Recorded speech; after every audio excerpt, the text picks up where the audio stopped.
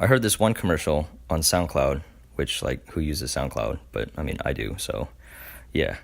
But the commercial was one of the worst commercials I've ever heard in my life, because they said, if you sign with us and the rates go up, they stay up. But if you sign with us and the rates go down, they stay down. So in a way, you're winning. And that's a direct quote. In a way, you're winning. That's, what? That's terrible. But you know how you can be a winner? That's right. Go to Clay Pot. Oh my God, it's so corny. But seriously, go check out Clay Pot. Located at 58 St. Mark's Place. Friends with the owner. It's a great time. Really homey clay pot dishes, and because it's cooked in a clay pot that's porous, really like seals in a lot more flavor than you would get out of a conventional iron or metal skillet kind of contraption.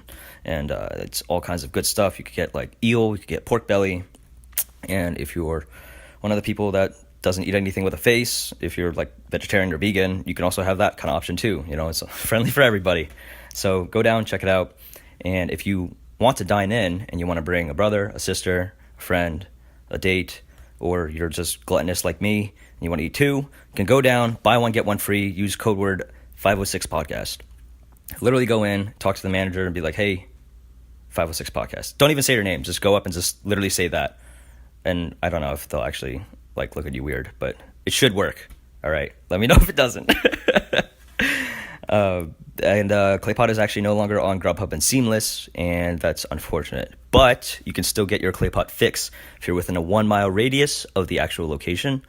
And all you have to do is just go on their website, www.claypotnyc.com, and there's a deliver section there. And you can also, if you're more new age and techie and like your phone more than a computer, you could go on Instagram. You should also totally follow them, Claypot, at ClaypotNYC.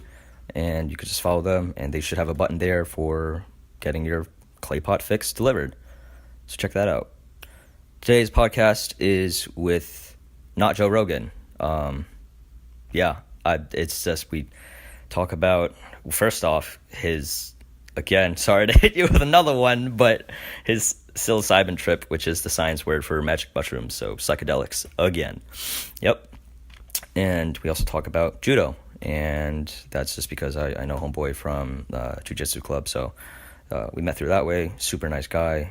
And I also found out that he's like a beer connoisseur. Like he just knows so much stuff about beer, and it's just like, yeah, wow, those three topics. So Joe Rogan. And if you don't know who Joe Rogan is, fine, that's cool, just listen, it's dope. I do also have to preface that like I'm still doing the thing where I'm saying phrases that people don't know what they mean. So to clarify, we do talk about judo a lot. A gi is kind of the uniform that a practitioner wears. You can imagine it. It's like the karate uniform with the black belt emoji that you can find on your phone. It's that.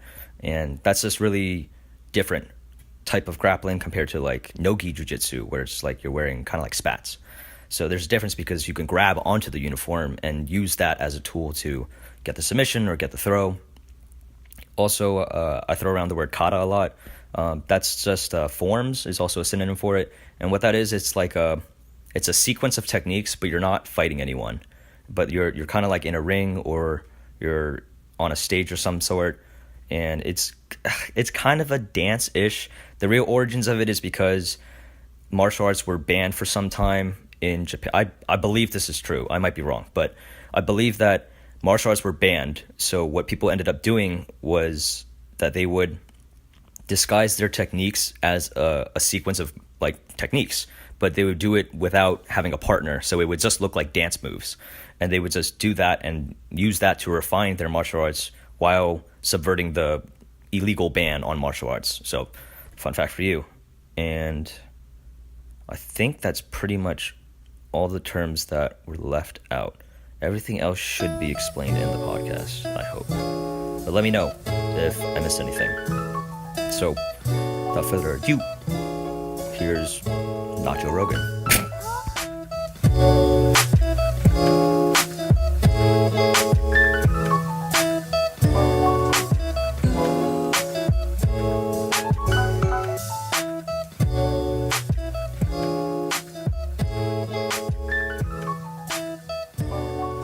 So, I've never had any drugs before. if you consider cigarette and alcohol to be drugs, which doesn't really count that way, right? Yeah. So it was last week. I had a really bad day after failing a job interview, right? So my friends were like, "Hey, do you guys want to do mushroom next week?" Dude. Yeah. At first I was like, you know what? No. I promised my mother I would never do any drugs, not even weed, right? Yeah. But that was before. That was before. I had a really bad day that day, so I was like, you know what? I want to make myself feel a bit better. So I said, yeah, sure thing, let's do it. So we did it on July 4th. Okay. Wow. Because I thought it'd be better to have all the fireworks and stuff, you know? Because Yeah. I heard people say you can see visions, you can see images, and I thought it would be really cool. So I said, yeah, let's do it on July 4th. So it was in a really high apartment building. So everything's fantastic. And we took this room, right? For the first 30 minutes, I was really nervous. I was like, oh shit. Oh my god, dude, this is my first time doing drugs. I was so nervous. And I feel that I can see, and not really seeing things, but just that my muscle are really relaxed, right?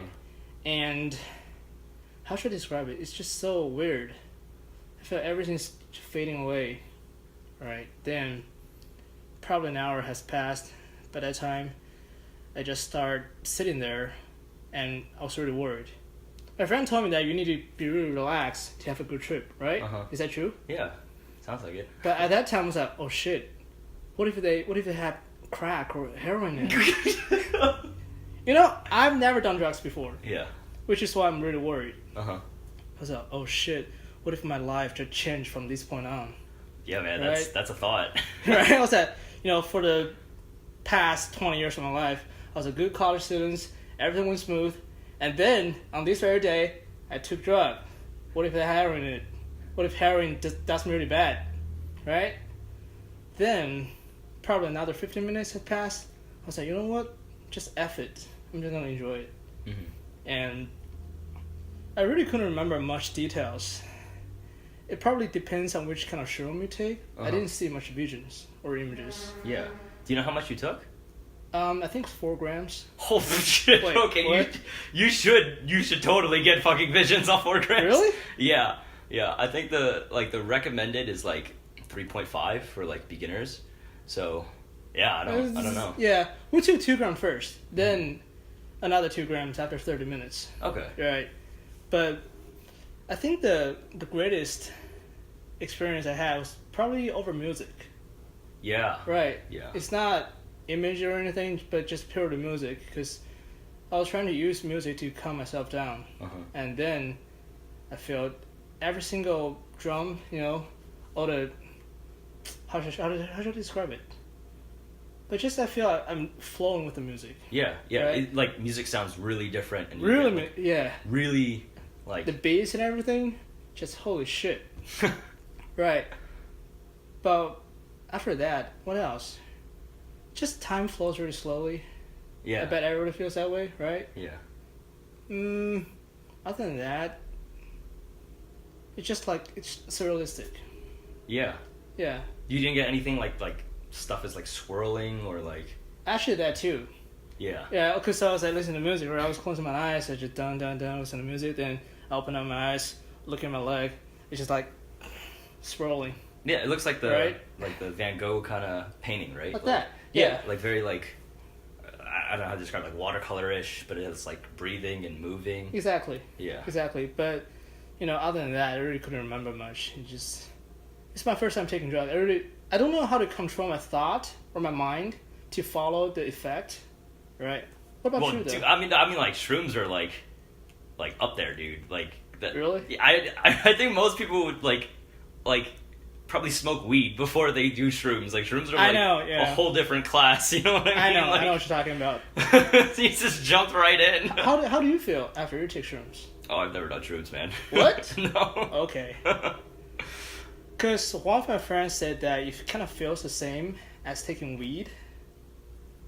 I don't know. I've heard that. I've had friends who have said that like it's very similar to like a weed kind of high, which is probably why a lot of people who like have smoked weed end up like who do shrooms are like, oh, this is very similar to this, and they're a little more calm because of that. like the highs are kind of very similar, so they're like a little more relaxed and like this is kind of like comfortable zone.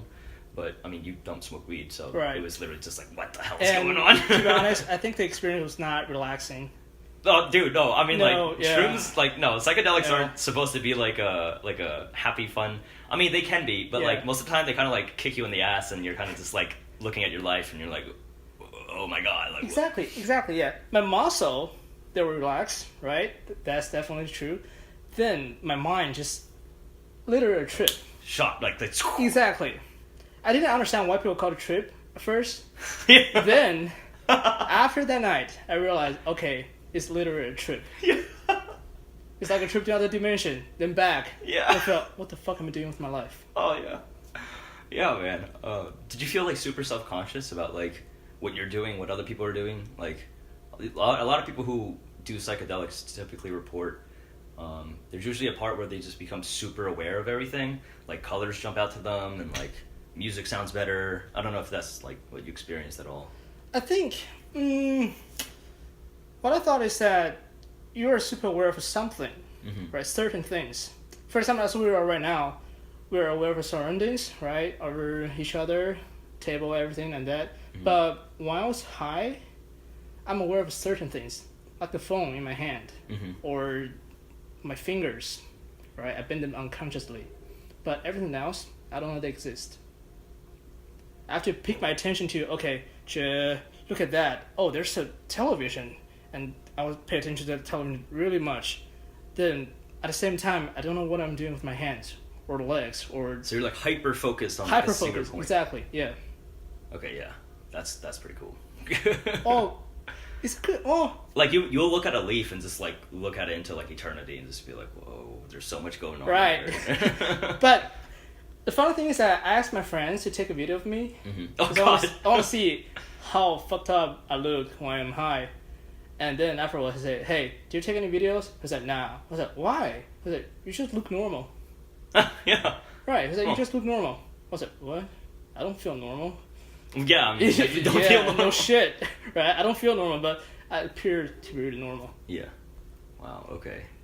But I would never do it again. Never do it again. I don't feel losing control. I don't like that. Oh, yikes, man. I mean, I know like so like what I've heard the difference between like there's different types of psychedelics and there's different kinds of like trips. So like with like acid, it's very, I mean, all psychedelics are like pretty serious drugs. You know, like they're Right. gonna like, Class 1. Yeah, they're gonna kick you in the ass and kind of like show you something about yourself, and it's not something that like it's not like having beer at the bar. You know what I mean? Right. Like it's a trip, right? It's a trip. journey. It's something serious. So like I know with like acid, it's like a lot of people who take it generally report that it's a little more docile than like shrooms, and that like it's kind of like seeing things happen. Like you see the world as it like quote unquote is, or like you see shit that isn't necessarily there, but like wow, now I see it, or something like that, you know. But shrooms is a lot more personal, and it's more Right. like there's like I follow like Terrence McKenna, and I follow like Ram Dass, and these are all like people who are like back in the 60s. This is super interesting stuff, and they're like the first people who like pioneered in like psychedelics, and they all like pretty much report that like acid is kind of like watching the thing happen, but then shrooms is like the thing is like talking to you. And it's kind of like that the difference between the two is that like shrooms like speaks to you, like that really like you feel like there's another presence there talking to you. I don't know if that's something that you've experienced. I would conclude as it intensifies my subjective experience. Okay, yeah, that's a really good way of explaining it. Right? I mean, like but still, I was expecting to see some crazy stuff. Yeah, I don't think it's Right? I don't think it's just like suddenly there's a man that's It doesn't standing work there that and, way, like right? waving a hand at you. Yeah, I don't think you get that unless you like do like crazy high doses to the point where it's like the swirls are so intense that like it doesn't matter if your eyes are open or closed, like you're gonna Right. see some kind of like figure feeling, and it's like weird, and like when you're listening to the music it like blends in with like your vision, and And you need to know sounds what and- you're doing. Yeah. Kind of have to control it. Yeah. Right? Well, that's okay. So that's actually what the original. I think it was Timothy Leary. Oh, I might be so wrong on this. I'm not sure. One of the precursors. Wow, I'm so bad at remembering this. But I know what like they coined the term set and setting, and that's just that like when you do psychedelics, it's really important where you are like mentally and where you are like physically. Because like if you're like in prison, right, and Exactly. you just like got indicted or something, then like you're gonna have a bad trip. Like Right, it's gonna be exactly. terrible, you know. But like if you just I don't know, like you just won a lottery ticket and then like you're out on the beach, then it's like it'll be a good time, you know. All right, yeah, So, absolutely. I guess it also kind of depended on like your headspace. I mean, you just said that you were kind of having a bad day and it's kind of like, Right. damn, you know. So Yeah. that might have like I don't want to say that you had this in your trip, but it wouldn't surprise me if you were like thinking about that a lot and being like, oh fuck, well, when did that happen? And, like, you know what I mean? Like you kind of get stuck in some thought loops. For a few moments, yeah, Yeah. that was true. Right, just like I said, I was worried that what if I just become a drug addict? no, man, So- you're good, dude. Yeah, I know. Oh, But you're back. yeah, but again, for like that 15 minutes of time, I was really worried. I was Yeah. like nervous. I was so.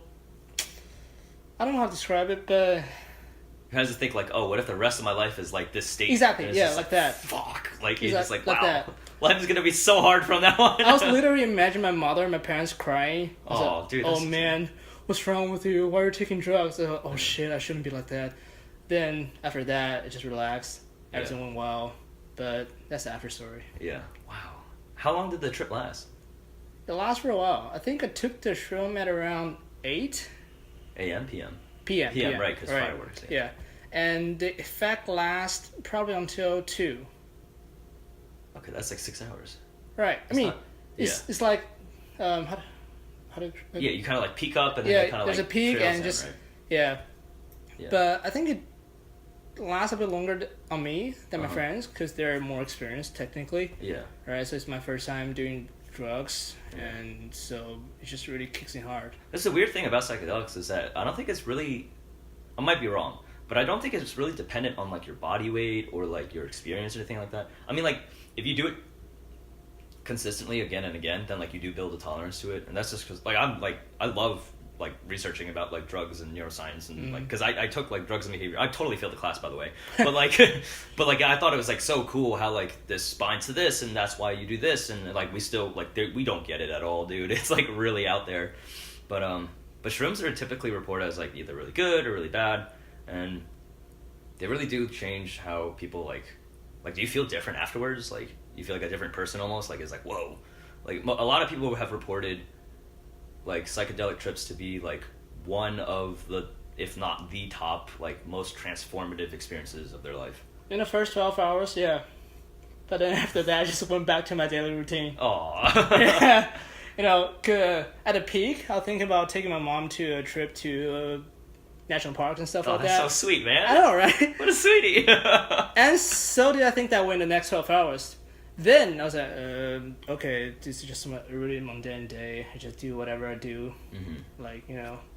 But again, in the 12 hours, I think the effects just last for a while. Yeah. And after that, I'm not addicted, which I'm really happy about. Well, yeah, I don't, dude. I don't think this is something that like people get addicted to. It's Right. pretty like intense. Like, do this like maybe like once every 6 months at most. Like it's a lot, you know. It's Like, acceptable, yeah. but yeah, I mean it's there's a lot of like there's a few studies that like report like permanent changes in like your personality after like doing psychedelics.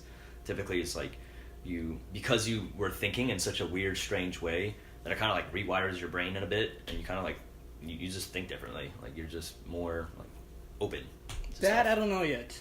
Yeah, well, we'll see, man. Yeah, we'll see. I That's mean, here only you been a are on the week. podcast, so Yeah. That's right, yeah. But you know what? I probably will never take it again. no. I have to say, I like the experience. I like the trip. But looking back, the way I lose control, Yeah. it's just crazy. Yeah, man. And it scares me. Did you like fight it at all when it was like so this like you kind of like take it in like the first 30 minutes to an hour is like you kind of feel a little nauseous, and then there's like the come up, and then it's like right, you get the peak and you're like whoa, like oh this is the drug, and then it kind of like tinkers off for a little bit. Right. But I'm just like curious if like I kind of lost my train of thought there. No, I just wow, I really lost my train of thought there.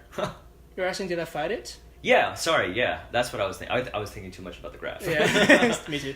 But yeah, like, did you fight it at all? Because I know a lot of people say that when you fight it, it kind of like kicks your ass. Like, if you were like to relax and kind of just treat it as like, all right, open-minded.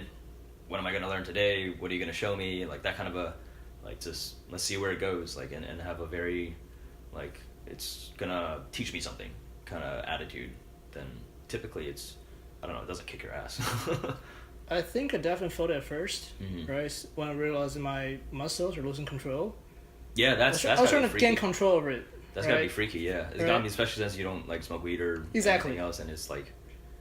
My friends were asking me how I felt. I was like, I feel so relaxed right now. Yeah. I feel my mind going all over places, and I'm trying to take it back. And I feel like, hey, don't fight it. Yeah.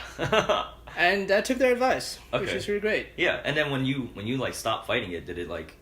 It went pretty smooth. Yeah. But I can imagine, like, for those who had a bad trip, right? Yeah. If I just continue fighting the effect, I think I would have had a bad trip. Yeah. Right, but luckily I didn't. Nice. Well, yeah. It sounds like it was kind of like good and bad, you know, because it was like, I mean, obviously this is all like very new to you, and it's also just like. Mostly good. Mostly good. Yeah, I'm glad to hear that, man. You're still here with us, buddy. You'd be pretty fucked up if you were bad. Well, I mean, that's also the other like caveat is that like some people have a bad trip and they like, because the first time they have a trip, they have a bad trip. They're like, I'm never doing this ever again, and blah blah. So that's why I thought like you like sounded like you had a bad trip, but I mean, I don't know. I mean, it takes some time to process and kind of figure out what went on, and I mean, your brain was obviously like not thinking normal, right? It's like a different kind of consciousness. But it's all in your brain, right? Yeah, maybe. I don't know. Maybe you're in another dimension. Maybe the aliens were always there. Maybe the Earth's flat, yeah. Yeah, man. Oh. Wow. I can't believe that. Like, that's just... I couldn't believe myself, right? Yeah. Being a good kid for most of my life, right? That first time, shroom. Yeah. How crazy is that? Yeah, that's pretty crazy, man. Jumping over weed. Yeah, you're crazy. Just, yeah. A wild card. Well, one of the main reasons I decided to take it is because that I heard it's not addictive. Yeah. That's the most important reason. Well, I mean, right? I feel like if you have a bad trip, it's definitely not addictive, right? I mean, even if it were to be great. Yeah. Right? Yeah. So, I researched a lot, and people are sure that it's not going to be addictive or anything. It's not. It's one of the... Okay, it's more like... In terms of, like, physically, I think it's more safe than, like heroin. Heroin and, or like, crack. And I mean, even booze can get, addictive. Oh, yeah. But the difference is that, like, it's more, like, psychological. That the danger's more there. It doesn't do a lot to your body. Yeah. I mean, you feel weak for a bit, right? And you kind of feel like, whoa. That's because your brain is weak. Yeah. Yeah. Wow. All right, well, good luck processing that. Oh, yeah, absolutely. I'll see how myself changes or not in the next couple of years or months. I don't know. Yeah, man. I mean, the study that I'm thinking about, if I'm like quoting the numbers here, I think it's up to 6 months or a year after your personality still is like changed. So I don't know, man. I mean, if you're on like good terms with yourself, then like, woo. Yeah. But you know what? You know Crown Gracie? Yeah. Sam Rickson Gracie, right? Yeah. He once said that fighters shouldn't be taking drugs, not even weed. Okay, well, I mean, tell that to like all the 10th Planet guys. Exactly. All right? potheads. Have you ever seen a video where like or two guys in a BJJ Invitational and just smoking weed? Yeah, that's right? Jeff Glover, and I don't remember his opponent. Sorry, dude. Exactly. Yeah, but that was Crown's response to them. Yeah. Do you think it was too much or not? I mean, I don't know. I mean, it's pretty much like if you could roll with it, then like okay. And it's not like you're drunk and no one's gonna get like crazy hurt, Like if you're drunk, you probably have like less sensitivity to like, oh shit, I broke his arm already. Versus if you're high, you're kind of just more likely to just be like, oh yeah, that's right, I'm fighting. Actually, I'm not talking about safety issues, but more like respect-wise. Oh. Should you take weed on BJJ mat in a tournament like that? I don't know. I mean, there's a lot of people who smoke weed and roll. Exactly. That is true. But in a public environment. Well, the thing is with that tournament, I know they were like, it was literally called High Rollers. Like, it was hosted by like a weed company. The whole thing was like, the whole venue was from like a weed company. Okay. And everyone there was like high. I Like didn't know every that. competitor. Yeah. I didn't know that. I know, but I know the video that you're talking about, and it looks like, whoa, what the fuck? Exactly. These guys are just like smoking weed at a jiu-jitsu tournament. What's going on? A lot of people are enraged. Yeah. Yeah, I don't know. Given that context, it's kind of understandable, but Yeah. It's a special tournament, but like, I'm pretty sure, does IBJJF even test for, I don't think they test, do they? I don't think they test. Yeah. No. Or ADCC? I don't know. I don't think a lot of tournaments test, so, I mean, hey, it wouldn't surprise me if some of the guys that were just like, sure, why not? I mean, if he can have like steroids pumped into his veins, then like, I'm just gonna smoke weed. I really doubt if they do it, yeah. Yeah, but hey man, I mean, all those guys are better than me, so like, you do you. True. I'm not gonna tell you not to. True, yep. But yeah, just the video itself just kind of... Yeah, it's like really out there. Yeah, It's like, exactly. whoa, like, you guys can do this? I was like, holy shit, man. Yeah, man. You've not given a context of probably just, oh, those are bad people. Yeah. Not cool. Yeah. But no, Jeff Glover's he's a pro. He's the guy who made the donkey guard. Yeah. Yeah, weird dude. That's absolutely weird. Yeah, Weird dude, donkey yeah. guard, can't do that. Yeah. Okay, so you were also, like, when I had met you, you were like the judo guy too. Yeah, So then, still am. yeah, how does judo, because you did judo first before jiu-jitsu, so how did that translate towards, and like we should probably break it down for like what judo means compared to like jiu-jitsu. Also, just a side tangent, just like, do people ever ask you like, oh, you do judo, can you show me a judo chop? Like, do you get that a lot? Because I feel like you would get that a lot. Well, I'll answer that question first. Actually, no.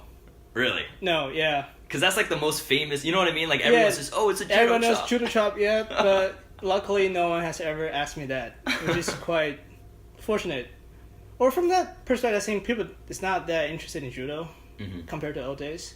Because I once saw a graph on Reddit.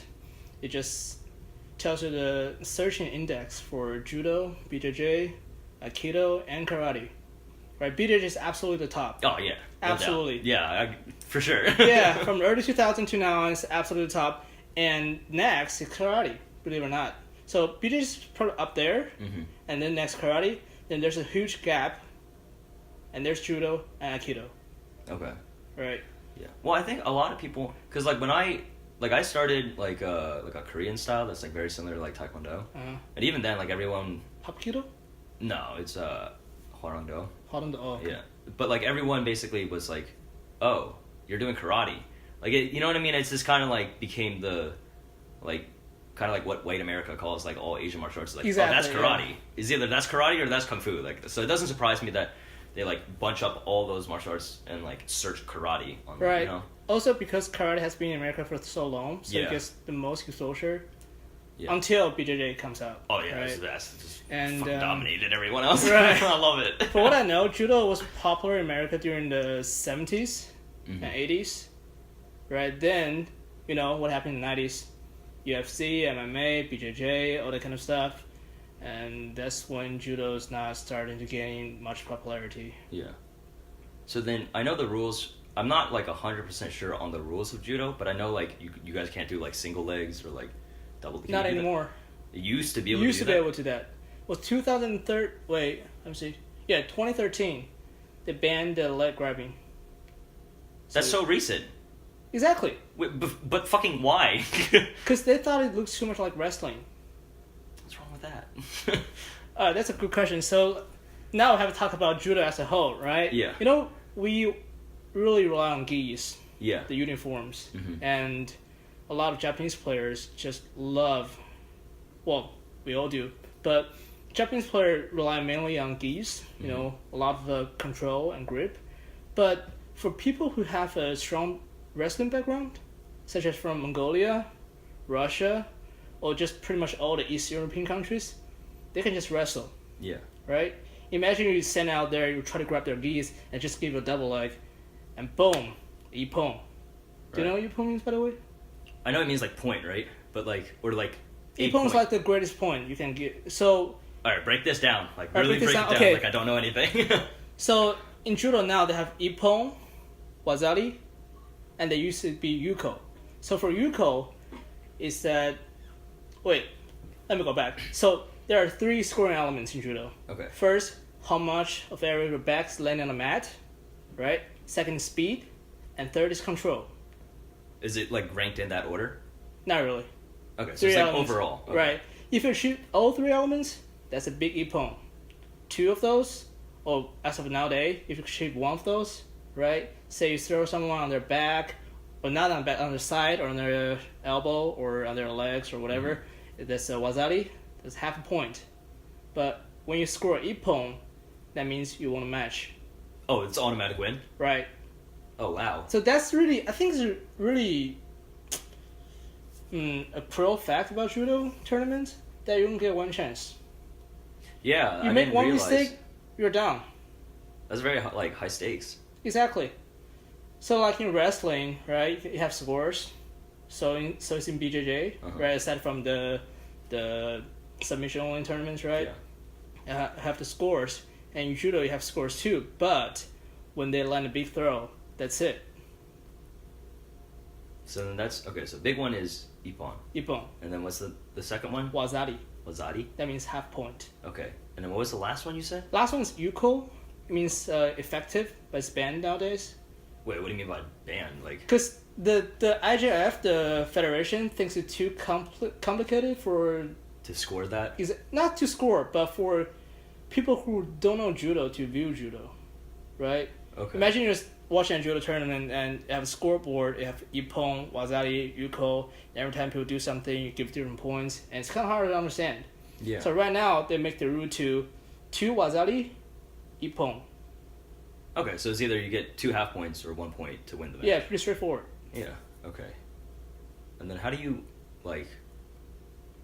Because like there are some like judo practitioners where they like know how to do an arm bar and like, you know what I mean? Like We there's do a some lot of the groundwork. But then actually. like if you have your opponent on the ground, wouldn't it be over already? Like why do you need to do the arm bar? Do you Right, imagine you go for a really shitty throw, Mhm. so you just drop your knees on the ground, Okay. right? Can you imagine that? Yeah. Right? And that's where ground game happens. Oh, so you just go for an arm bar and if you get it, you just win, or Right, you can say that, okay.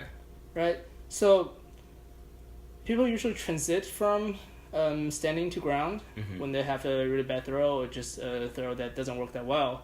Then that's where ground game happens. And referee will usually give you 30 seconds. Oh, so there's like a scramble period where it's like, yeah, just do the It really thing. depends on how much they're engaging, right? If both athletes are not really interested in groundwork, they just call stop immediately. But if one side is really being aggressive and trying to get in control, the referee will let it happen. Okay. But you can get a good idea, right? It's really fast forward. Yeah. Not fast forward, fast paced. Yeah, right? yeah, for sure. You have a lot of time to just grinding on the ground, doing all of stuff. Just from standing, bam, groundwork, bam. Either submission or pin. That's Yeah. it. So then if you like, when would you have to distinguish when like you have to pin somebody to like win the match versus like I throw them on the ground? Like, do people ever just get up and like, nope, you didn't have me? And it was like kind of unclear. And Oh, wait, what do you mean? like if you throw someone on the ground, like Right. shouldn't it be over already? Like when would you need to like pin somebody? Oh. Or is that like after the scramble? The throw is not usually perfect. Remember that. Right. Okay. Sometimes they land on their side or even land on their face.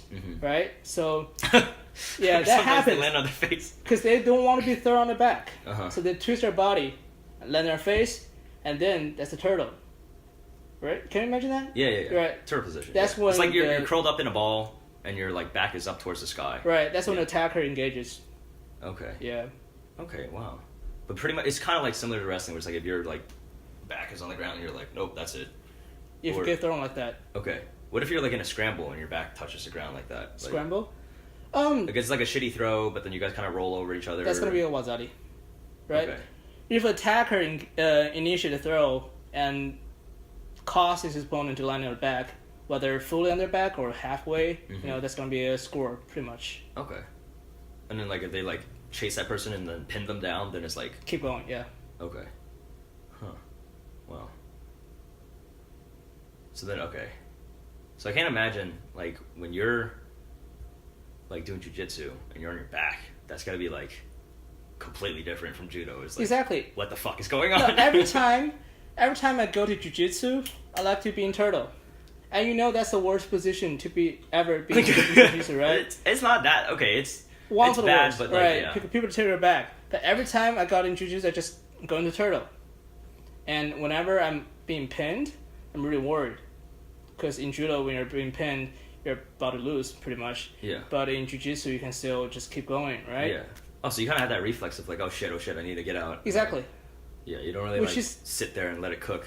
Yeah, which you can do in jiu-jitsu. Yeah, exactly. Right? You don't have to worry about it. You can just sitting there and waiting for opponent to move. Then you can move. But in judo, if you're pinned, you want to get out of there immediately. Mm-hmm. That's the difference there. Yeah, wow. And then how do you feel about the pacing between the two?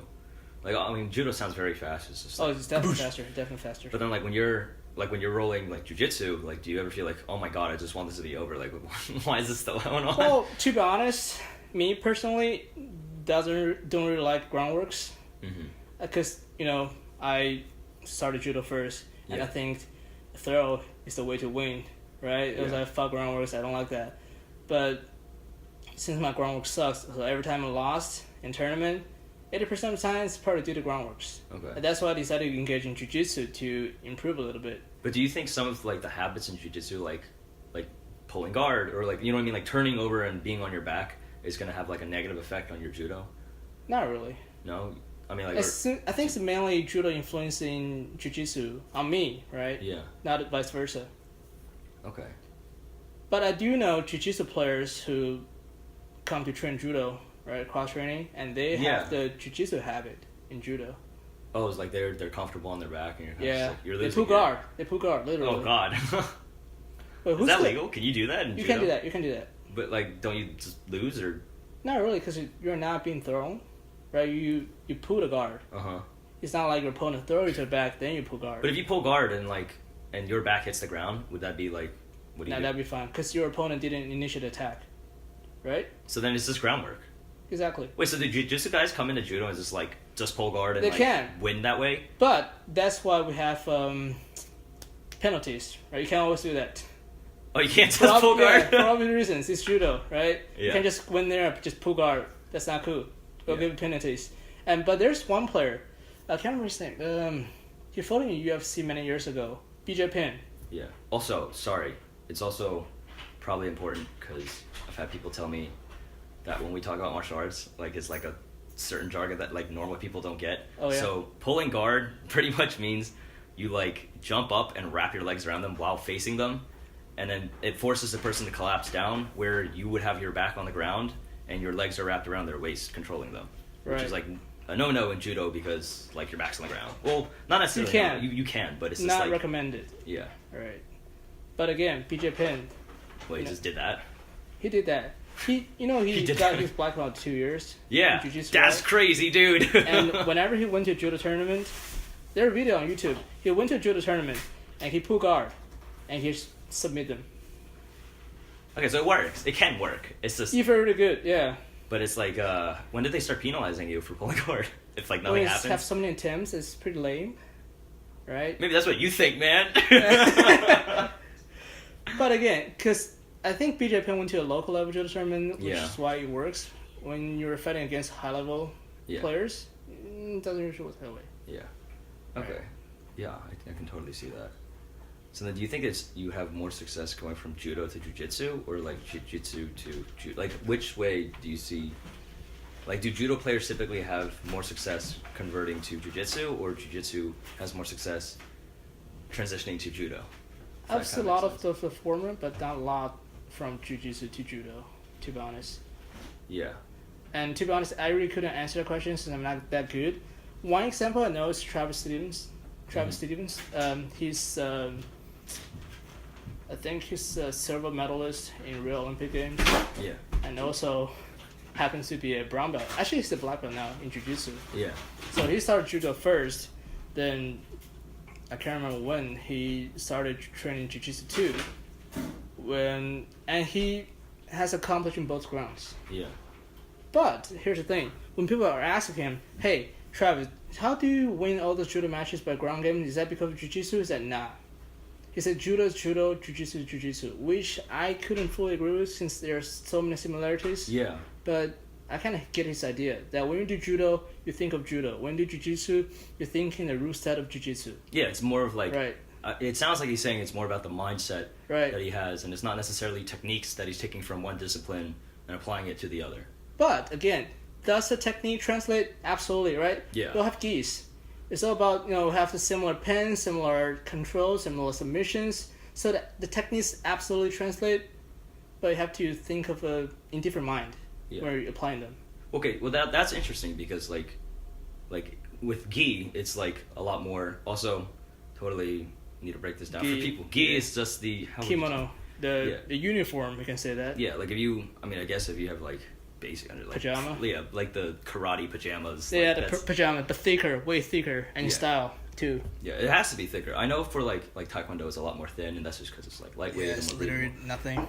But like with judo and so you need something to grip, otherwise you're just gonna rip the clothes off your opponent. It's really damn thick. But what I was trying to ask was you're doing yogi right now for jiu-jitsu. Yeah. So like, isn't that transition even rougher because you have like nothing to grab?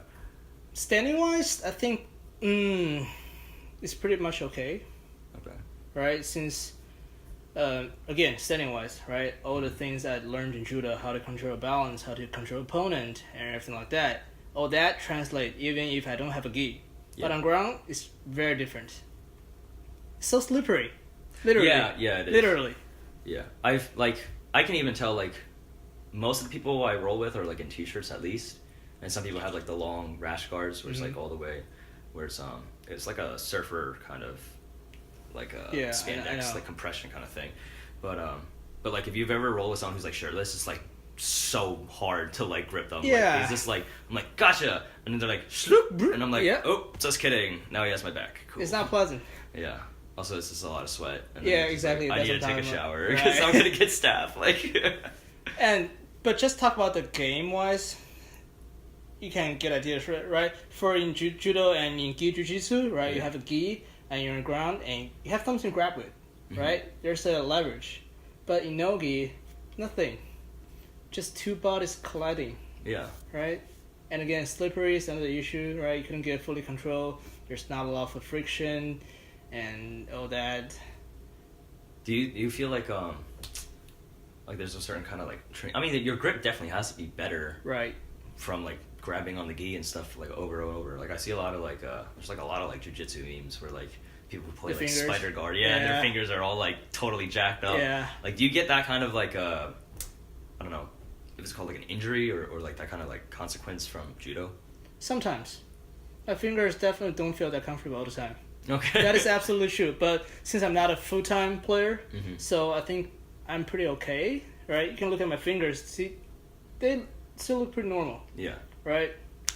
But again, for full-time players... Yeah, I've seen some like imagine, it looks like you just smashed it exactly. with a hammer. They just take a beating every single day for hours. Have you ever used the tape? Yeah, I use tapes. How does that feel? Like do you do like I don't even know. I know tapes help support it in the same way that like medical tape that like would support your knee. Right. But I mean, are you doing like every finger individually and I don't do that. Again, personally, I don't do that, and it really varied on players, right? When you look at the top level players, the tournaments, some players just wrap their hands, just literally whole white, just tape all four fingers together. Not like that individually. Okay, yeah. Or you can do this, what is called middle finger and you kind of got like the ring finger. Yeah. Right, since these two literally work together.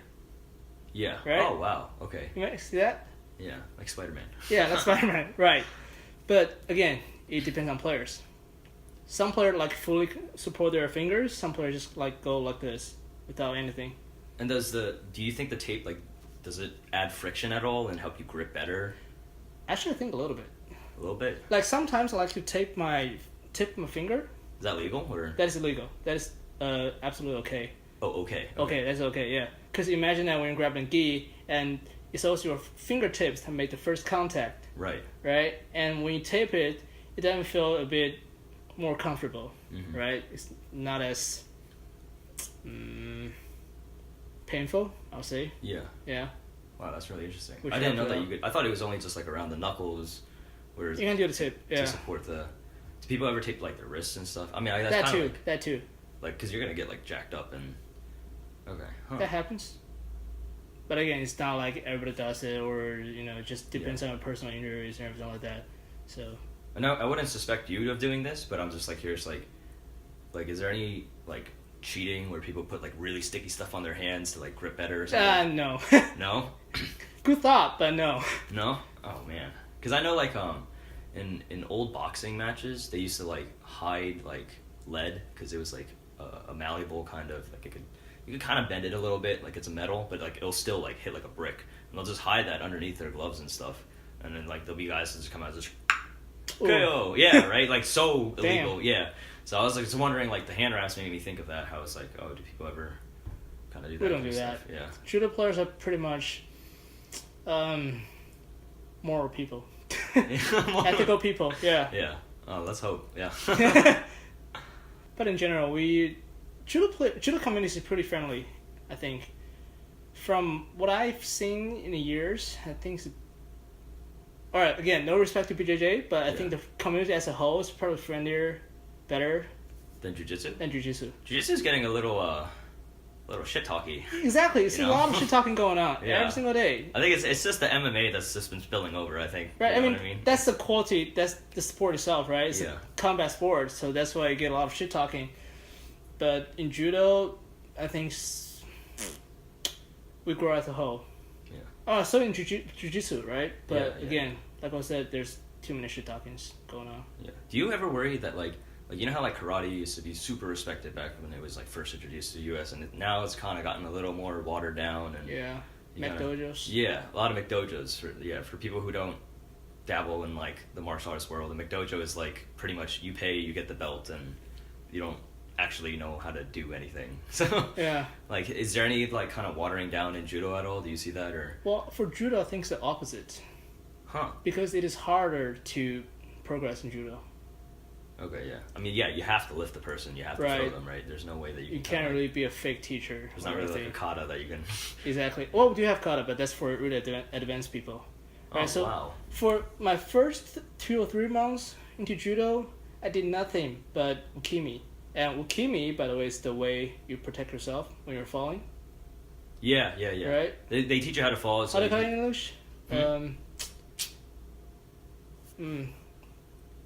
You know what I'm talking about, right? I know what you're talking about. I've had slide on the ground when you're falling. Yeah, right? it's I mean, like, can you describe it for people who don't know how to fall? I guess. I'll try. This is kind of hard because it's such a physical movement. Yeah. But basically, the idea is that when you're falling to the ground, you want to slap the ground with your hand. Yeah, you kind of want to like roll as much as you can and not really like stiff arm, because like if your arm is stiff while you're it bends. Clashing with the you're gonna like snap your arm or exactly. something. So you kind of want to like roll out, and while you're rolling out, you slap the ground to like dissipate the kind of. And there are many kinds of ukimis or protections, right? But the general idea is that you slap the ground so your body is reacting to the impact. So you know it's coming. Yeah. Does that kind of make sense? Yeah. I never studied the scientific fact of ukimi, but in general, I think that's how it works. Because okay, so when I first started jiu-jitsu, like I had no like background in grappling at all, but like the Korean style that I've been doing. They have like some drills that are kind of like judo, like kind of like uchimata, like here and there. But like the throws and stuff was like, okay, so I know like if you fall backwards, just like your legs go up and slap, like, double hand slap. And I know like the sideways one is like you go on one side of the shoulder. So like that was like already drilled into me, and I'm like grateful for that, because like when I started rolling with people from like jiu-jitsu, I could tell like some people were like stiff arming. I'm like, that can't be right. Those things save lives. Yeah, and then like so I know how to fall, even though it sucks. Like when someone really whips you and you're just like, like it sucks. But at least I'm not like destroying all my joints and stuff. It hurts more if you don't do that. How are you taught to fall forward? Because the way that I was taught was literally just like this and just forward. Yeah. Do you ever fall forward at all? Like just face down. Yeah. We do that too. So what how do you brace that? You want your entire forearm. Yeah, like that's what I said. It's kind of like you just have like both your forearms up, and then we just train this. That's a special one, actually. That's a special one? Compared to others, right? Since you're facing down. Well, those are like the only 4 that I know. It's like going backwards like this, where both feet are up and my hands slap to the side, and then the one that's like sideways, that's kind of like on your shoulder, and then you slap with one hand on the left hand or the right hand, and then the forward one. The only one I know is this. Like I don't. What's the beginner way to like fall forward? I don't even know what that is. Well, you want to keep your back straight at first. Yeah. Right? And you want to use all your forearms to take the impact. And your wrist too. Not wrist, sorry. Your palm. Yeah. Right? That's the way you absorb most of the impact, and then you want to look sideways. Yeah, so it's not okay. That's what I was wondering about, because I was taught to like look sideways, and I never totally understood like why that's a thing. To be honest, me either. But imagine just going down, face down like that. It's gonna hurt, right? I guess that's kind of like if you get like scraped or something, it's Exactly. better to have the side of your face. Yeah, exactly. But to be honest, I don't know why they do that. Okay. I mean, like, it's not very often that you're kind of thrown face first. Is it? I don't know. I mean, I'm sure with enough repetitions, like, you'll eventually have a scenario where you actually use It that. will happen, yeah. I know, like, if I fall downstairs, I'd, like, have the instincts of, like, woo, nice, cool. Right. Like, that's, like, really helpful. See, it protects your life, yeah. Alright, I think one of the most important thing I learned from judo is ukemi. I don't know Right. what that is. Just the rolling, the protection. Oh, okay, right? yeah. Sorry. Ukemi, that's called ukemi. And the reason why I think it's the most important is because it actually literally saves your life. Yeah. I've had friends overseas who does judo. They say that when they fall from a bike or a bicycle or whatever, Yeah. you just automatically roll. Just roll out of it. Yeah. And if you don't do that, Yeah, it's going to be gonna one get pretty point of bad, contact. yeah. But yeah, we were talking about this because that's what you were first taught. But then, like you said, advanced judo, you'd actually do like katas and stuff. Right. So like, what is? I have no idea what that looks like. I thought it was all just like drills. We And, do like, do kata, and it's kind of philosophical, right? Because in judo, every move's broke down to 3 components. You have the kuzushi, which means breaking the balance, and then tsukuri means turning into the position, and kake means finishing the throw. Right, so you can imagine every judo throw being broken down into 3 parts, and in kata, you're just emphasizing the 3 components. Okay. Or, of course, there are a lot of rules apply to it, but I think the principle is to like study the core of judo, Yeah. which is not as practical if you're looking at it from a athletic or Yeah, self-defense yeah. perspective, since it's so slow, everything like that. But just if you're a really experienced judo player, you will definitely benefit from that. Yeah, it sounds like it really refines like the exactly. It's the principle of it. refined principle exactly. Yeah. Okay. Wow. And then are there any like strikes? Because I know in Japanese jiu-jitsu, There are. there's technically, like that's one of the main differences between Brazilian jiu-jitsu and Japanese jiu-jitsu is that like Japanese jiu-jitsu, at least this is what I've like read on the internet, guys. Like I haven't gone to Japan and like learned this shit. Nah. But that like it's more like strike oriented and it's not so much like live rolling and like submission. Yeah. Like they do the submissions, but it's not that much emphasis on the ground game as much as it is like the transition to the ground game. If that makes sense. So I don't know what judo. There are striking judo, but again in kata. So you never like that's not like tournament legal. No. So is there still actually such thing as like a judo chop? Like can you? Well, if you're asking that, yeah, I guess. Oh, that's the key. Do it in tournaments? No, I'm just kidding. absolutely no. Again, it's in kata. Yeah. Right? You see, when I went to Japan, they were holding a veteran tournament. Veteran, but that means like old people, technically.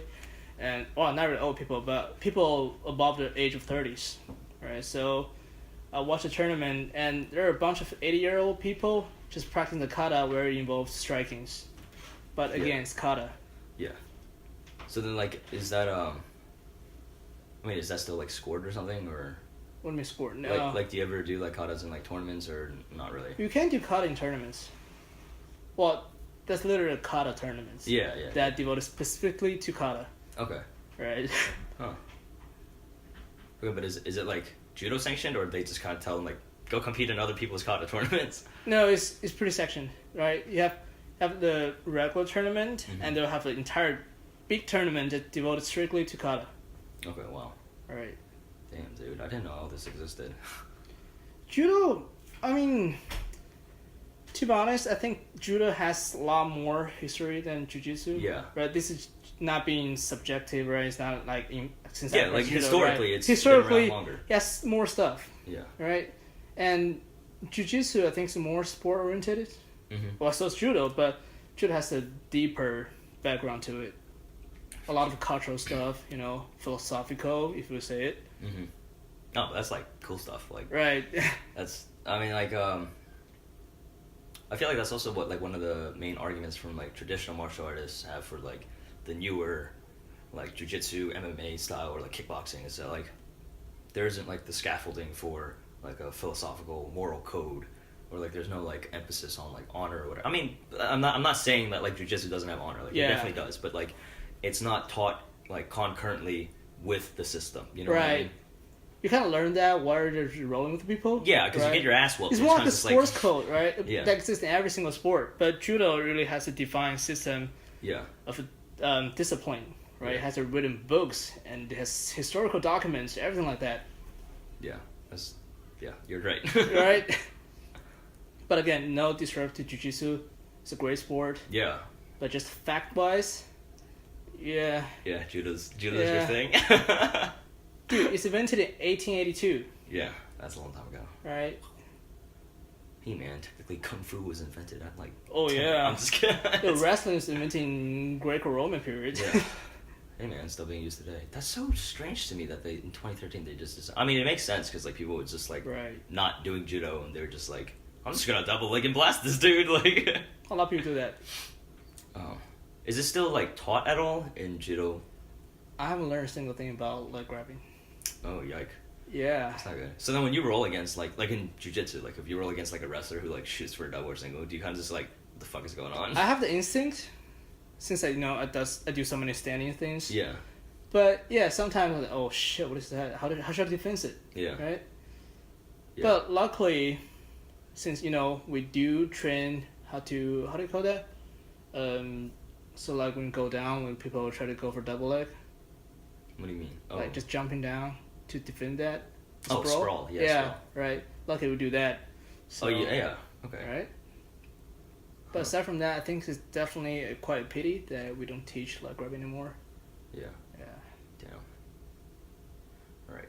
Another topic that I really wanted to get to. Okay. I know we that was like a lot of judo, which like I'm glad because like I learned so much. Yeah.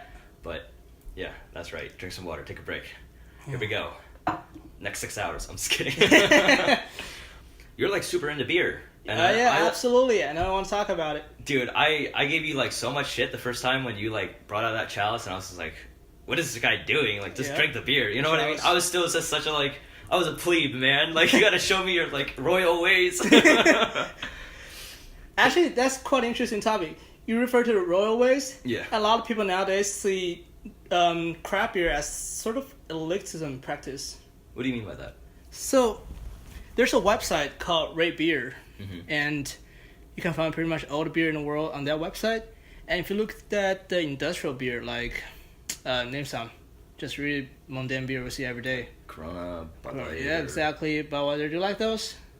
I mean, they're alright, yeah. Yeah, right, all right. You know what their score on that website? The shittiest of the shittiest. Okay, that doesn't surprise me though. You know what I mean? Because it's so. And like, that's what I'm talking about, elitism. Okay. You can get the idea, right? Yeah. Since those people drink crap beer every single day, and they think crap beer is it's the standard, yeah. It's the standard. So whenever I drink Corona, Budweiser, and Bud Light, well, to be honest, I think Bud Light's pretty shit, regardless. See, that's the other thing. It's like I've had friends who work at like in like craft beer bars and stuff like that. They have like a great selection, and they like give people weird eyes when they come into like, wow, you have 100 beers on tap. I have a Bud Light, please. And it's just like, what? It's like, oh yeah, it's so good. It's I don't know. I mean, that's just the taste that like what people like. You know what I mean? That's true. I won't judge, but again, when you see those beers have such a low score, Yeah. even Japanese beers like Kirin or Asahi, such a low score Really? on that website. You know, there's kind of elitism going on. Yeah. Well, that doesn't stop you from enjoying those beers, right? Right. But I think the scope's kind of limited on that website. I mean, again, it's just like who's rating it? Is it like a general consensus you vote, or is it a? For that website, I think it's everybody. Okay. People like you and me, right? Of course, there are associations that devote to craft beer and beer making, right. But for those kind of websites, it's just everyday users, everyday drinkers. So then, like, what would be some examples of maybe some beers that like not every college kid knows? You know what I mean? Like, they only know like 6 brands because it's just cheap, and you can buy like a 30 rack. Like, you know, like when you were breaking out the bottles of like the what is the German one? The Weihenstephaner? Yeah, that one. Like, there's its own bottle, has a nice cork. It's like sealed with like the metal wiring and stuff, and I was like, wow, that's like legit as hell. Which you can kind of sort of realize why college kids don't like that. Mm-hmm. You go to a party, you won't just pick up a Weihenstephaner or something. Just this is so good, I'm enjoying it. But more like let's get a Budweiser, right? That's that kind of autumn spirit. But when you actually get into craft beer, you'll find this. Oh shit, this thing is amazing. Yeah. Right? It tastes so different. And again, Falkenstein, a German brand, has been there for. I think it's one of the earliest craft beer company, or not company. Definitely one of the earliest craft beer that existed. Not wait again. Take that back. Not the earliest craft beer, but the earliest factory. Right in Germany. I think they were made in 1512 or something like that. Okay, that's a long time. Yeah, again 1512. It's a long time. And that is actually really good beer for beginners. Yeah, no, I loved it. Like when you were like sharing that, and you were like pouring it out into it. What is the cup called? Like, is it a chalice or like what is like? I know it's not like a normal. Like, there's different kinds of like beer glasses and stuff. Well, beer glasses, that's a big topic. First, you don't really need a fantastic beer glass to enjoy beer, but it definitely helps. Yeah, because like it just tasted completely different. You actually think so? I think so. When you were like showing me like, oh, taste the one that's like had like been like oxygenated or whatever, right? And then here's the one that's like still in the bottle. I was like, oh yeah, there's a difference. Technically speaking, this is all science or physics or chemistry. Alright, so glass-wise, let's talk about the most basic glass, such as a pint. Yeah. You know pint? Yeah. Like the glass you see in most breweries or yeah. Right? Those are most standard American-made glasses. Nothing special to it. Just it's drink, right? Glass, yeah. Then you have tulip. Okay. Yeah, shaped like a flower, right? Like the right. Yeah. Again, because you see how it has a wider bottom and a narrower top. Yeah. So when you're drinking it, you have to smell it. Yeah, it's kind of like the same with wine. Like if you smell it, it kind of like exactly sets your palate. And it's similar, right? Actually, a lot of these are applied in wineries, but people don't know that you can do the same in beer. Wait, what do you mean by that? What? Like the cups. Yeah. Like people use different cups, like the tall cup for champagne. Oh yeah. That kind of thing. But you can do the same thing in beer. It's a similar code. Yeah, honestly, like people really just like drink it from the bottle, or I mean, again, these are probably going to be like Bud Lights and stuff like that. Not really pouring it out into like a different shaped glass. Like again, it's all physics. If you think about it, it's all physics, right? Because when the cup has a narrow end, so it just narrows down the smell, the aroma. So that's why when you drink it, the smell is stronger. Right. Where you have a wider top, not top, wider opening, right? Like the lip, yeah. The smell just goes out. It's not as strong, but when you drink it, it's definitely smoother because it's such a big cup. Yeah. And like I said, all physics. If you think about it, it can be subjective, but. Do you know if like the temperature affects the beer at all? Like, oh yeah, absolutely.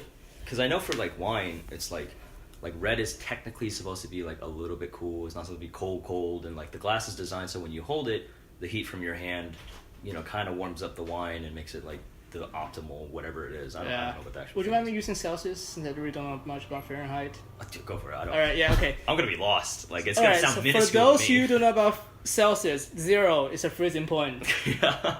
And right now, that's the idea. Okay, so for a Budweiser, or that's what we call Pilsner, lager beer. For beer like that, it doesn't have a lot of aroma to it. Okay. But it emphasizes the body when you drink it. Yeah. How smooth it feels. Yeah. For beer like that, you want to have around probably 1 to 4 Celsius degrees.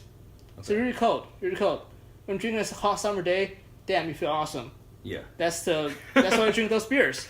But for beer that involves more aroma and more body, such as I'll say IPA, or if you get stout, porter, that kind of beer, you in general want to drink them at a higher temperature. Okay. Probably like 6 or 8 degrees. Yeah, dude, I love stouts and porters. Like I love them. But do you know why you want to drink at a higher temperature though? No idea. Again, it's science. Because when it's at science. Yes, science. When it's at a higher temperature, the smell just start running out. Yeah, it evaporates faster. Yeah, exactly. So that's why the smell comes stronger and you feel better. Yeah. Pretty simple if you think about it. It's really not that complicated. But then, like, how do you know, like a noob like me, how would I know what to like match, what kind of beer with what kind of like glass, or is it just like pretty much up to preference? Like I just. Well, to be honest, if you're asking me this question, I'll just tell you that just use whatever cup you want. But if you really want to emphasize on the experience, right, for beer that has a strong aroma, such as IPA or stout or porter or even barley wine, you want to use the tulip. Okay. Or sniffer. Yeah. Like sniffer, literally from its name, you want to sniff it. Yeah. Right? And for beer like Walkensteinfeiner or Pilsner, Budweiser, such as that, you want to use the tall cup. Okay. And this is what I thought should be really interesting, because imagine you have a really tall cup, Yeah. and when you're drinking it, how are you going to drink it? Just like. A tall cup, like 30 centimeters, like that. How are you going to drink it? You have to go up like that. Yeah. Right? Oh. You have to tilt the cup really high, and that's when the liquid just runs straight through your throat. Yeah. Can you imagine that? Yeah. It's kind of hard to describe since my English is so bad. But That's great, man. again, just straight out physics. Yeah. When you just tilt your head up high, and just beer just went going straight through your stomach. Yeah. Feels smoother. Feels smoother. Yeah. It's so You're also cool. not smelling it as much. 'Cause, Exactly. Like, it's not. But when you have a sniffer or a tulip, Mm-hmm. it's kind of hard to do that. You have to just tilt down and smell it. Maybe you're a little bitch. Just chuck that thing down. I'm just kidding. You can't do that. That's the truth. But again, right? You can't imagine that. Have a tulip. You have to really just tilt down and smell it. Yeah. Physics again. Yeah. Wow, that's so interesting. But rule of thumb: drink whatever you want in whatever cup. Yeah. That's something I learned really important about judo. Not judo. Excuse me. Not judo. I'm thinking about judo. Beer. Beer. Sorry. Judo's a part of my life forever. That is true. Beer. Is that doesn't matter what you drink and how you drink. The most important thing is that you get happy. Yeah. Right. Like At that. first, when I first got into craft beer, I want to look at those people drinking Budweiser or Corona. I was like, oh, those people drinking shitty beers. They know shit about beer, right? But then I realized, hey, just all about your experience. If you're happy, that's worth it. It doesn't matter what you drink, right? It could give you, say, if I give you a $200 beer, well, I don't know if that exists, but if you don't enjoy it, what's the point of it? Yeah, exactly. So can you break down like just the general gist of like different types of beer and just like general knowledge for somebody who's been like drinking Natty Ice for like years? Like, how do I get more educated? Like, just a short. Yeah, absolutely. Well, first, and you say that I'm not a pro at it, right? If you're a pro, you can write a book about it, literally. Yeah. But in general, the most common or the beginner craft beer, I would say, is IPA. Yeah, I like that. Yeah, IPA stands for Indian Pale Ale, and if you wonder where that gets the name, it's because when British shipped their beer to India, they had to throw a lot of beer hop in it. Oh, to like preserve it. Exactly. And it turns out, hey, it smells good, tastes good. Let's just keep doing that way. Yeah, I mean, I've heard people say it's like, wow, this is like really strong, you know, and it's, I mean, kind of, I mean, Strong as of taste or alcohol content? I mean, typically they're a little higher, right, in terms of alcohol content. About 2 or 3% higher. Yeah, but I know like the scent of it is usually like grapefruit IPA is like a pretty standard thing that you can find anywhere. That's pretty standard. Also pretty good. Yeah. Those are really what's it called? Scalping, right? By Ball's Point. That's a really standard IPA, but again, really good tasting. You have to guide yourself to find a taste. Yeah. Right? If you don't know shit about beer, you give it IPA. Oh shit, it's really bitter. Yeah, right? I think that's what it is. Because like when I first drank an IPA, I was like, oh, what is this? And then afterwards, I like. It's beer hop, right? Yeah, I eventually got used to it. Yeah. If you don't know shit about beer, you take IPA. It's just bitter as fuck. Yeah. Right? Yeah. They have a standard for that. So they have a measuring unit called IBU. For Budweiser, I think it's probably around 20. Wait, what's an IBU? IBU. It's called something bitter unit. Oh, I didn't even know that existed. That's the thing, yeah. Okay. It's a scientific Yeah. measurement of the bitterness. So for Budweiser, it's probably around 20 or even 10. Is it like 20% or is that 20 points? 20 points. Okay. Just think about points. And for a IPA, really standard one, I think it range from 60 to 100. Okay, yeah, wow. Probably lower than that, 60, yeah. So that's way bitter than normal beer. But among the bitterness, there's so many flavors. Yeah. Most commonly, I'll say you can find in an American IPA is probably tropical fruits. Yeah. Right? It's usually like very fruity with like grapefruits or citrus. Yeah, exact citrus flavor. That's again because of the hops. They use some sort of hops called Cascade or something like that just develops really strong tropical flavor. But again, you have to subconsciously to think of that. Right? When you drink the IPA, you think, okay, fruit. And then you smell it, and say, oh shit, it tastes like fruit. Yeah. Right? If you don't think about it, you just say, oh, this is a beer. I drink a beer. Oh shit, it's bitter. Yeah. Nah, you're not going to enjoy it. Mm-hmm. Right? Aside from IPA, there's double IPA, imperial IPA. Those are just stronger versions of IPAs with usually a higher alcohol content and stronger flavor, of course. Okay, just think of them as one category. And then another good beginner beer is probably Wackensteinfeiner. Yeah. Or for its kind of wheat beer. Yeah. And there's also like golden wheat beers or like white. Those are more specific. Okay. Like for Wackensteinfeiner, there are the most two common seen are probably white, right? Weiss. Mm-hmm. Yeah. Weiss beer and dark beer. Yeah. Both are wheat, but the flavor is different because you have to bake the wheat for beer making. Wait, so right? if there's more wheat, is it darker or is it darker? lighter? Is when you roast it longer. Okay. And the lighter color is the lighter you roast it, right? That's why for dark beer you have such a deep color and sometimes a caramel taste. Yeah. You know that? Yeah. Good stuff. Yeah. That's what happens when we roast the wheat. Mm-hmm. And those are really smooth, so very good for beginners.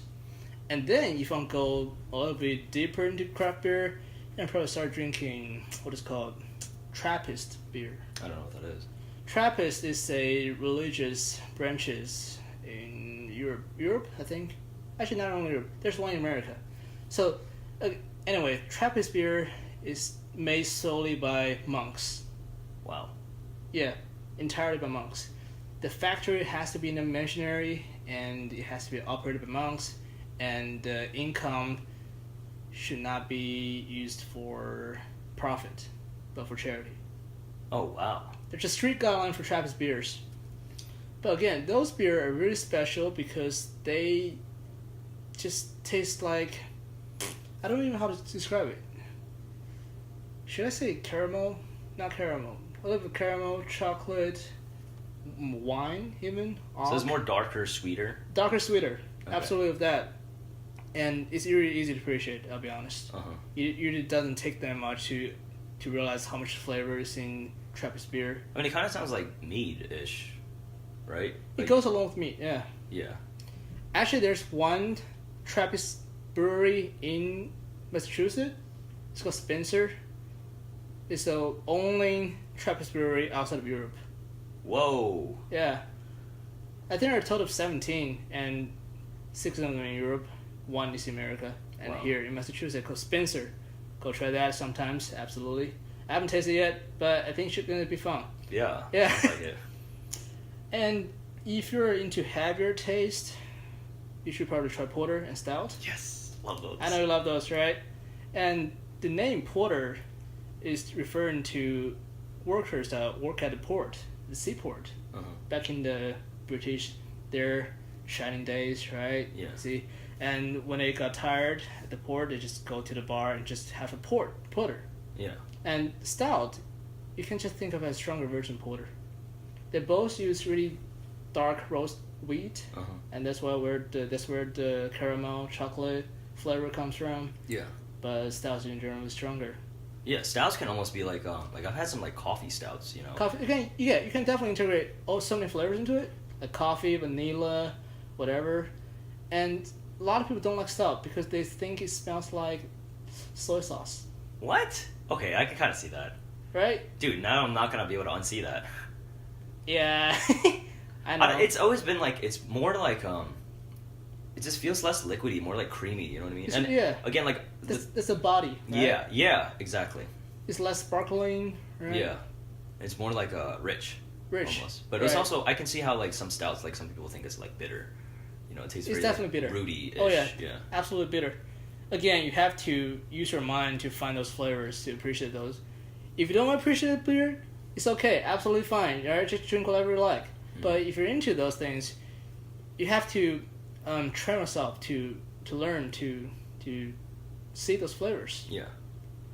And aside from that, there are so many flavors beers out there.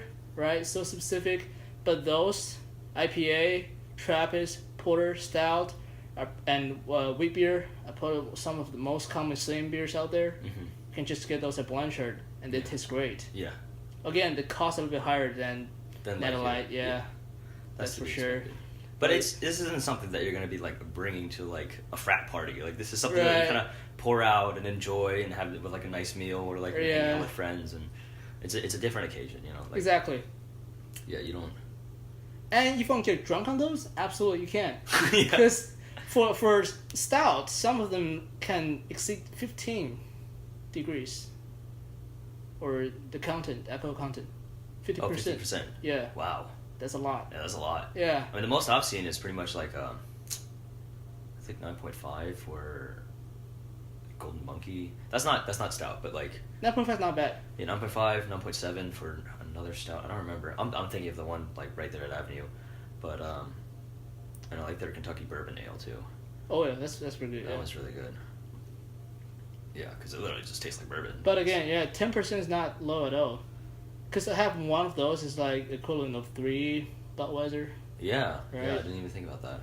I don't know. I'm used to just drinking like hard liquor straight, so it's like it just looks Right, so you get drunk that way. I love vodka straight. I love Scotch straight. It's just they have nice taste. That's just I mean, it's gonna burn, but it's kind of the same thing where it's like if you smell if you prepare your palate and like you smell it and it's gonna like burn for a bit, but like once you smell it and you like really like pay attention, like you can taste in some vodkas like, oh, there's like hints of vanilla here, or like but again it's gonna burn.